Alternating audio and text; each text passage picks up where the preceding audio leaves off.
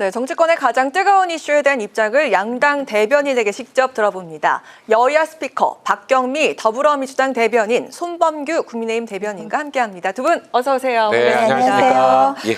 네, 아니 우리 오늘도 의상을 이렇게 맞춰 입었는데 네. 저 같은 경우에도 뭐 의도된 바는 아니지만 이렇게 중간에 이렇게 녹색입니다. 근데 두 분께서는 이렇게 각각 하늘색과 좀 이렇게 옅은 붉은색으로 저희 당을 상징하는 국민의힘. 네. 예. 네. 제가 알기로 한 5분 전에 검정색 자켓을 입고 계셨는데 두 분이 너무 화사하게 입고 네, 계셔서 네. 예. 우리 저 대변인님도 박경미 대변인도 네. 잘 어울리십니다. 네, 네, 고맙습니다. 좋습니다. 아니 두 분께서는 평상시에도 이렇게 당을 생각하는 마음으로 각각 이런 색깔 좀 자주 입으시나 봐요?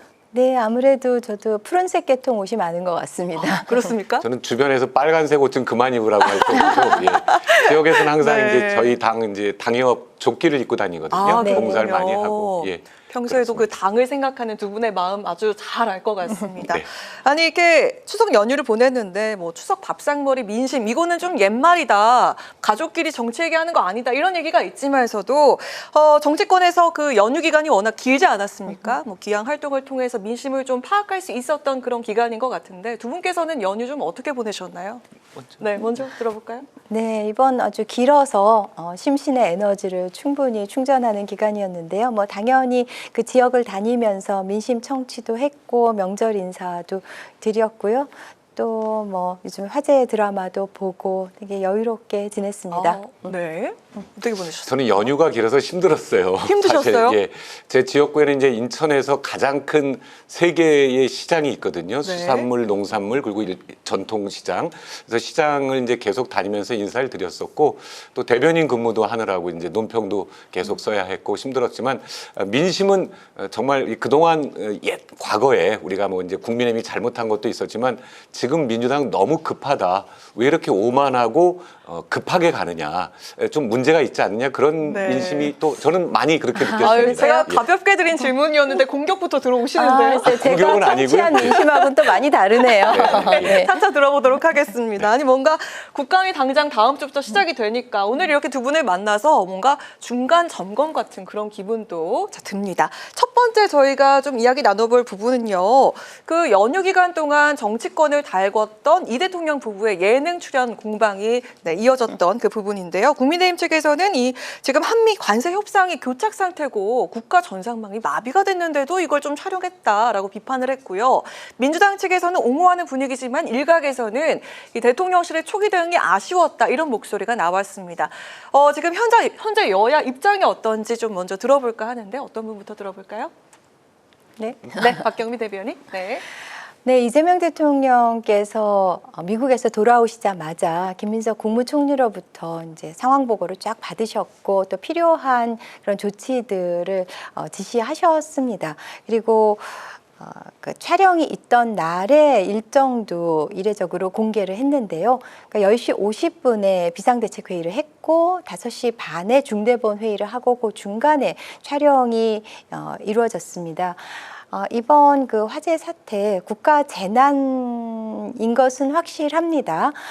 저도 그 정부 24에서 편하게 뛰던 그런 서류를 주민센터 가서 발급받느라고 굉장한 그 불편함을 겪었는데요. 네. 그렇지만 어떤 뭐 세월호 사태, 어떤 인명피해가 있었던 그런 사고랑 비교할 것은 아니죠. 그럼에도 불구하고 국민의힘에서는 잃어버린 48시간이라고 하면서 마치 세월호 때의 잃어버린 7시간을 연상시키는 그런 프레임을 잡고 있는데요. 그때는 정말 시시각각으로 변하는 상황에 따라서 긴박하게 결정을 하고 컨트롤 타워가 되었어야 하지만은 이미 이제 화재가 잡힌 상태에서 그걸 복구하는 그 전문가들이 있는 상황에서 대통령께서 뭐 만기칠람을 하실 이유는 없는 상황이었죠. 그리고 이 최근에 캐대헌을 통해서 어떤 K컬처, K푸드에 대한 관심이 높아지고 있고 네. 에이펙이 목전에 있기 때문에 K푸드를 홍보하는 것도 매우 시급한 일이었고요. 그게 또 국내용만이 아니라 넷플릭스를 통해서 전 세계에 퍼져나갈 것이기 때문에 그 촬영도 실기할 수는 없는 상황이었습니다. 그런 점을 감안해야 되고요. 그리고 이재명 정부에서는 이제 전략산업을 ABCDEF로 해서 강조하고 있는데 그 C에 해당하는 게 컬처. 그러니까 문화 산업인 것이죠. 거기에서 이제 핵심을 이루는 것이 K푸드이기 때문에 그것을 이제 엄숙하지 않은 그런 친숙한 방식으로 예능의 형식을 빌려서 이렇게 홍보하시는 것도 매우 중요한 일이라고 생각을 합니다. 근데 국민의힘에서는 연휴 내내 이 냉장고를 부탁해를 가지고 그냥 사골국 우려 먹듯이 계속 논란을 삼았는데, 정쟁거리로 삼았는데, 아마 국민들께서는 더불어민주당한테 야당을 부탁해 이렇게 말씀하실 것 같습니다. 야당을 부탁해. 예, 지금 잃어버린 48시간 이런 프레임은 좀 과하다 이런 이야기가 네. 나왔습니다. 사실 저는 이 문제를 가지고 제가 이재명 대통령이었다면, 아니면 이재명 대통령 주변에 참모였다면 어떤 판단을 했을까, 그 생각을 저는 많이 해봤는데, 저라면 녹화를 연기하거나 취소했을 것 같아요. 이건 뭐 사람이 죽지 않았기 때문에 뭐 그냥 대통령이 K푸드를 위해서 할 수 있는 거 아니냐라고 얘기를 하시는데, 국가적인 이 재난입니다. 사실은 우리 모두가 그런 불편을 겪고 있지 않습니까? 그리고 현재까지 2주가 지났는데도 아직까지 30%밖에 복구가 안 됐어요. 네. 대통령이 오늘 이제 현장을 갔지만 저는 그것도 너무 늦었다고 생각하거든요. 그러니까 이 문제를 이제 역지사지의 심정에서 생각을 해봤는데, 아, 이거를 정확하게 판단을 못했구나. 이게 그만큼 큰 문제일까라는 그런 의구심을 가졌던 것 같고, 야, 그래도 방송도 방송사와의 약속을 제가 어기라는 게 아니라 늦추면 됩니다. 네. 사실 방송이라는 것은 대비하는 그런 추가 프로그램도 있고, 그것을 꼭 추석 기간에 해야 된다는 그런 어떤 강박관념이 있지 않았나. 그러니까 이거는 저는 사실은 대통령 입장에서 보면 좀 안타까운 일인데, 국민들 입장에선 화가 날 일이죠. 네. 일단 우리가 행정복지센터에 가서 여러 가지 서류라든지 계속 지금 2주째 불편을 겪고 있거든요. 네, 그런 네. 부분, 또 정부 공무원들이 했던 모든 지금까지의 과거 자료가 다 소실돼서 없어질 위기에 처해 있는, 얼마만큼 복구가 될지 모르겠지만, 사실 그것도 처음에는 647개의 그런 시스템이라고 밝혔다가 어제 709개다. 이것도 못 밝힌 거예요. 피해를 봤는데, 제가 어제 쓴 논평이 외양간에 불이 났는데 네. 그 외양간이 몇 개인지도 제대로 파악을 못한 거죠. 전소가 됐으니까. 아, 여기가 몇 개였더라? 이런 감을 갖고 있는데, 이건 저희 야당을 부탁해가 아니라 정말 저희는 국민들과 나라 경제를 생각해서 이 대통령에게 좀 직언을 할 수 있는 그런 참모라도 있으면 좋겠다. 대통령이 그런 판단을 못한다면, 저는 그렇게 생각했어요. 이건 절대로 가볍게 넘길 수 있는 사안이 아니었거든요. 네. 예, 그 상황에서 대통령의 예능 시청률 잠깐 얘기할까요? 시청률 잘 나왔다고 그렇게 좋아하는데, 그 시청률 그렇게 잘 나온 시청률 아닙니다. 사실은 그런 분위기가 아니었다면 더 많이 나왔을 수도 있지 않았을까라고 저는 생각을 합니다. 또 방송계에 계셨기 네. 때문에 예, 이렇게 예. 말씀해 주시는 그날 거죠? 조용필 씨 시청률이 15%가 넘게 나왔거든요. 근데 그거하고 단순히 비교할 건 아니지만, 더 나올 수 있는 시청률이 그 화제 때문에 더 안 본 국민들이 더 많았다. 저는 그렇게 생각합니다. 네, 짧게 하실 말씀 있으실까요? 네, 그 국가적인 재난 상황이라는 것, 그 심각성을 저희가 과소평가하지는 않고요. 네, 심각한 사태였고요. 사실 그 상황과 관련해서 또 한 공무원께서 유명을 달리하는 그런 안타까운 사고도 있었는데, 그런 상황도 있었는데, 그것 때문에 냉장고를 부탁해 그 방영 시기를 조금 조정을 해서 그 발인이 이루어지고 난 후에 한 것도 좀 감안을 해주셨으면 좋겠고, 그게 딱 하루였다는 것도 좀 안타까워요. 예. 아, 네. 그리고 이제 조용필 씨의 그 쇼는 또 KBS이고 또 여기는 JTBC라는 그런 차이가 또 나중에 다시 보기를 통해서도 보기 때문에 공중파와 또 종편의 차이도 있을 거라는 말씀도 드려봅니다. 그러면 처음부터 KBS 출연을 하시지 왜 알겠습니다. 제목 때문에 그런 건가요? K푸드 냉장고를 부탁해? 지상파에도 이런 K푸드 관련된 프로그램들이 많이 있거든요. 예. 네. 어쨌든 이거는 대통령실이 좀 반성해야 된다라고 저는 국민들께 그렇게 들었습니다. 네, 예. 다음 주제로 넘어가 보도록 하겠습니다. 여기에 이진숙 전 방통위원장의 체포와 석방을 놓고도 논란이 벌어졌습니다. 이 전 위원장이 체포 50시간 만에 풀려나면서 파장이 커졌고요. 이 위원장의 정치적 태극만 키웠다, 이런 이야기까지 나왔습니다. 민주당 측에서는 경찰의 체포가 적법했다면서도 다소 성급했다, 이런 지적도 있긴 했는데, 이 체포 적법성 논란을 어떻게 보면 좋을까요, 박경리 의원님? 네, 경찰은 법원의 체포영장을 발부받아서 집행을 한 것이죠. 주진우 의원이 SNS에 불법 체포였다라고 이렇게 적으셨던데 이거는 적법했다는 것은 일단 말씀을 드리고요. 물론 체포 적부심에서 이게 인용이 되었죠. 근데 김동연 부장판사가 체포의 적법성을 부정하는 것은 아니다. 단 조사가 어느 정도 이루어졌고 그리고 또 충실히 조사에 임하겠다는 약속을 했기 때문에 그 구속을 유지할 필요성은 없었다라고 이유를 밝혔습니다. 그리고 이제 또 몇 가지 이야기를 했는데 그것을 우리가 좀 더 좀 음미를 해봐야 되는데요. 일단 경찰이 6번의 출석 요구서를 보냈죠. 물론 그 횟수에 대해서는 또 이견이 있기는 합니다만, 근데 김동연 부장판사는 이렇게 얘기를 했어요. 피의자가 체포에 응하지 않은 것은 사실이고.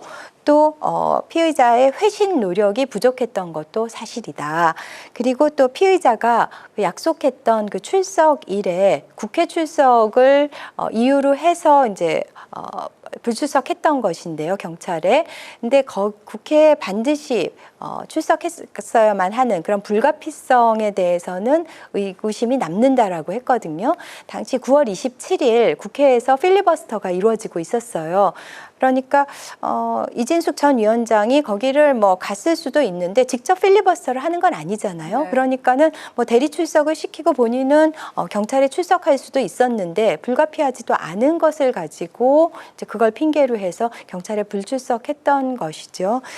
그래서 이진숙 전 위원장은 이거를 그냥 정치 탄압을 받고 있다는 그런 코스프레를 하고 있는 것으로 보입니다. 네.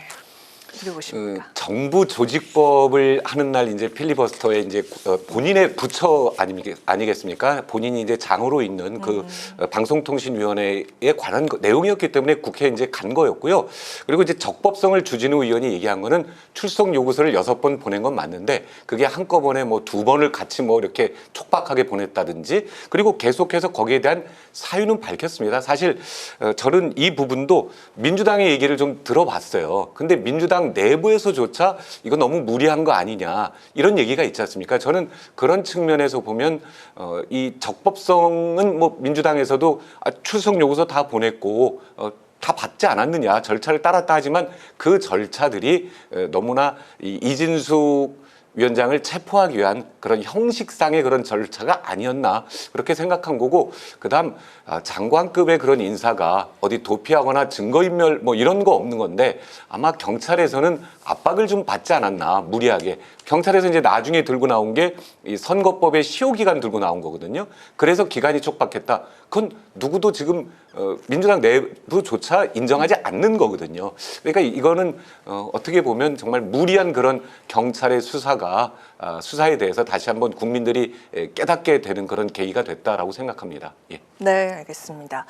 자, 다음 주부터 이재명 정부의 첫 국정감사가 시작이 되죠. 민주당은 내란 잔재를 청산하겠다 예고를 했고 국민의힘은 현 정부의 무능과 독선을 바로잡겠다 이렇게 각각 맞섰습니다. 네. 국정감사를 사흘 앞두고 여야의 각오와 또 국민들이 어떤 쟁점을 주목해야 할지 손범규 대변인부터. 예, 이건 안 그래도 제가 먼저 말씀드려도 될까요? 라고 여쭤보려고 했는데 네. 국민의힘의 국정감사 목표는 3가지입니다. 첫 번째는 자유와 공정을 수호하는 거고요. 두 번째는 경제 성장 회복. 정말 이 추석 민심 엄청나게 국민들이 많이 불안해하고 계시거든요. 그래서 경제 성장을 회복시키겠다. 그리고 마지막으로는 국정 운영을 투명화하겠다. 이 3가지가 국민의힘의 이번 국정감사 3대 목표입니다. 첫 번째로 자유와 공정은 지금까지 사법부 겁박하고 경찰의 그런 무리한 수사 압박하고 여러 가지 많거든요. 그리고 조희대 뭐 대법원장 출석 요구라든지 우리가 모든 것을 다 하겠다는 공정과 자유가 없어진 그런 민주당의 행태를 낱낱이 밝히겠다는 게 첫 번째 목표고요. 두 번째는 이제 관세 협상 정말 어렵지 않습니까? 요즘 들려오는 경제 뉴스는 미국과만 문제가 아니에요. 네. 유럽도 마찬가지고 중국은 선제적인 조치로 대한민국 경제를 지금 압박하고 있고 여러 가지 불편한 상황이고 힘든 상황인데 그런 부분들에 대해서 다시 뛰는 그런 경제 회복을 목표로 국정감사에 임할 거고요. 세 번째는 이제 뭐 서로 거짓말한다고 하니까 국민들께서 판단하실 일이겠습니다만은 이 국정 운영에 있어서 오늘 나온 그리고 뒤쪽에 나올 얘기들도 대부분 무리하게 밀어붙이고 있다라는 그런 걸 국민들이 느끼고 계시기 때문에 그런 점도 사실은 김건희 특검으로 오늘 또 한 분의 이 공무원께서 이제 유명을 달리하셨잖아요. 이런 부분들이 어떤 기다리지 않고 법적인 절차 그 이전에 감정적인 사람이 숨을 쉬게 해줘야죠. 지금 너무나 밀어붙이고 있기 때문에 국민의힘뿐만 아니라 국민들께서 다 불편해하시는 거거든요. 그런 점들을 잘 밝히겠습니다. 네, 민주당 측에서는 내란 잔재를 청산하겠다 이렇게 맞서고 있죠. 네, 이번 국감이 민주당의 이제 여당으로서 치르는 국감이지만 사실은 야당의 성격이 강하다고 생각합니다. 지난 1년을 생각을 해보면은 그 중에서 3분의 1인 4달여가 이재명 정부 기간이었고 이제 3분의 2가 윤석열 정부 기간이었죠. 그리고 뭐 지난 3년, 뭐 잃어버린 3년으로 생각을 해보면은 윤석열 정부의 여러 가지 문제점들을 밝히는 국감이 될 것이고요. 말씀하신 대로 내란 관련 부처들에 대한 철저한 진상 규명이 먼저 이루어져야 할 것이고 또 민생 경제 회복과 3대 개혁을 기치로 해서 국감이 이루어질 것입니다. 그리고 김건희 씨의 어떤 권력 사유와 관련해서 뭐 예컨대 양평 고속도로가 왜 강상면으로 휘었는지 이런 것들 이전 국감에서도 밝히려고 했었지만은 국토부 공무원들이 혹은 또 양평군의 공무원들이 거기에 응하지를 않았지만 이제는 양심 선언을 할 것으로 생각해서 은폐됐던 진실들이 또 만천하에 드러나는 그런 계기가 될 수 있을 거라고 생각합니다. 네, 이런 가운데 민주당은 청문회 출석을 거부한 조희대 대법원장이 국정감사엔 반드시 출석해야 한다 이렇게 압박을 했습니다. 만약에 국감에도 나오지 않는다면 동행 명령을 발부할 가능성도 시사를 했는데 과연 조 대법원장이 국감에 출석을 할까요? 어떻게 전망하십니까? 저는 출석하지 않으리라고 봅니다. 예, 정청래 대표가 지금 정말 너무 막말을 해요. 조희대 대법원장이나 지기현 판사를 향해서 반동의 실체들이다. 아니 반동이 우리 지금까지 자유 대한민국에서 써왔던 용어가 아니거든요. 너무 북측 용어들을 좋아하시는 것 같은데 이런 것도 좀 상대 당 아니면 또 대법원장입니다. 대한민국이 삼권분립을 원칙으로 하고 있는 나라고 지금까지 대법원장 사실 7년 전에는 민주당이 김명수 대법원장 출석하려고 할 때 앞장서서 막았거든요. 이 삼권 분립 보장해야 된다. 근데 지금 와서는 내란에 개입했다. 대법원장이 누구보다도 삼권 분립의 그런 원칙을 잘 알고 있는데 본인이 스스로 내란에 개입할 일도 없고요. 그건 지금까지 실제로 밝혀졌는데 그걸 틀에 이재명 대통령의 그런 어떤 재판과 관련해서 그걸 억지로 하려는 거기 때문에 그런 부분들 분명히 이 조희대 대법원장이 출석하지 않더라도 저희가 밝혔던 국정 운영의 투명화라든지 이런 자유와 공정수에서 분명히 밝혀질 거라고 하는데 거기에 어떻게 생각하세요? 만약에 뭐 응하지 않으면 강제 명령까지 내리겠다? 그건 너무나 오만한 생각이고 그런 것은 분명히 민주당의 부담으로 갈 겁니다. 부메랑 맞아요. 역풍 맞게 돼 있고 그런 것들이 조금씩 나오고 있기 때문에 네. 저는 이 문제에 있어서 그리고 대통령실과 지금 정청래 대표 민주당이 굉장히 충돌하고 있다고 생각하거든요. 대통령실은 제가 말씀드린 것처럼 네. 야 이제 속도 조절해라, 수위 조절해라. 국민들께서 너무 불편해하신다 이러고 있는데 정청래 대표는 자기 정치를 하고 있는 거거든요. 네. 그러니까 뭐 이재명 대통령은 본인 대통령 됐으니까 됐잖아. 나는 이제 당대표 또 되고 나는 나의 미래를 생각해야지. 이런 게 지금 충돌하는 그런 소음이 들리고 있거든요. 분명히 이거는 어떤 잘못된 건 역사가 판단할 겁니다. 예. 두 가지에 대한 좀 답변을 들어볼 수 있을 것 같은데 일단 그 정청래 대표가 자기 정치를 한다 이런 이야기가 또 다시 나왔고요. 그리고 만약에 조희대 대법원장이 불출석할 경우 민주당 측에서 그 동행 명령 수순을 밟는다면 또 역풍을 맞을 것이다 이렇게 이야기가 나왔습니다. 어떻게 보십니까? 네. 일단 당정대는 긴밀하게 하루에도 몇 번씩 소통을 하고 있고요. 네. 그리고 역풍이 불지는 않을 거라고 생각을 합니다. 연휴 기간 동안에 이루어졌던 언론사의 2개 여론조사가 있었죠. 거기 보면은 조희대 대법원장의 사퇴를 찬성하는 여론이 더 높습니다. 두 여론조사 모두.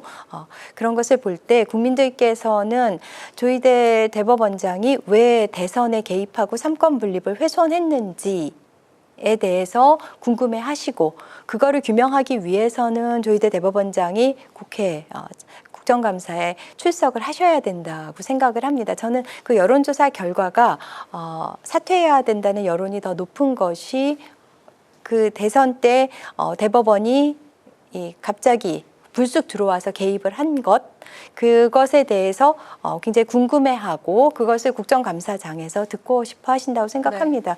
이게 사실 국정감사라는 게 헌법이 국회에 부여한 권능이고 피감기관인 대법원장이 국회에 참석하는 것은 의무이죠.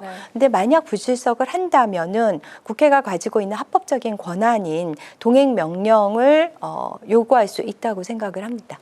네, 알겠습니다. 자, 저희들 남아있는 그 논쟁거리 하나 있는데요. 반면 국민의힘 측에서는 김현지 제1부속실장의 출석이 먼저다.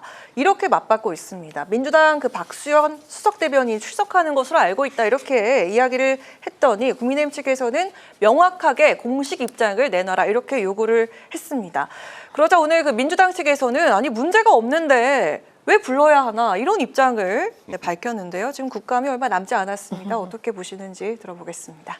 네, 말 바꾸기죠. 그러니까 이제 사실 이것도 이제 아까 당정대가 이제 긴밀히 협의를 하고 있다고 하는데 저는 사실 이게 이제 또 역지사지 얘기를 나오는데 네. 제가 이재명 대통령이라면 김현지 부속실장 그만두게 할 것 같아요. 이렇게 해서 계속 부담이 되는데 물론 안고 가야 되는 이유가 있겠죠. 뭐 20여 년 동안의 인연이라든지 내 약점을 너무 많이 알고 있다라든지 가까이에서 했기 때문에 심지어 그래서 여러 가지 얘기들이 많이 나오고 있는 거 아닙니까? 뭐 그런 게 사실이 아니다 하더라도 그렇다면 아까 대법원장도 그런 부분에 국감에 나와서 의혹에 대해서 밝혀야 된다. 그걸 또 심지어 강제 동행까지 하겠다. 이런 얘기를 하고 있는데 부속실장에 대해서는 왜 그러지 않는지 이 내부에서도 정말 많은 얘기가 나오고 있는 거 아니겠습니까? 저는 이 문제는 결국은 대통령실과 당의 어떤 그런 이 속도 싸움 내지는 서로의 각자의 정치 속에서 분명히 큰 부담으로 나올 거라고 생각하고요.